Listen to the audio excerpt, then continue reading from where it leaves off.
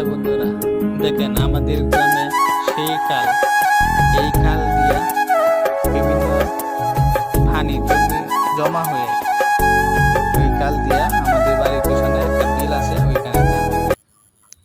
দেখছেন, আসলে ওই খালে অনেক ছোট ছোট মাছ পাওয়া যায়। যেমন ওই যে ক্ষেতগুলা দেখতেছেন, চতুর্দিক দিয়ে ক্ষেতগুলা, ওই ক্ষেতগুলাতেও অনেক মাছ পাওয়া যায়। আর সেসব মাছ খাইতে অনেক স্বাদ। দেখছেন, এই যে দেখেন খালগুলা, দেখছেন এই যে আমার এক ভাই ওইখান থেকে কিন্তু মাছ ধরতেছে।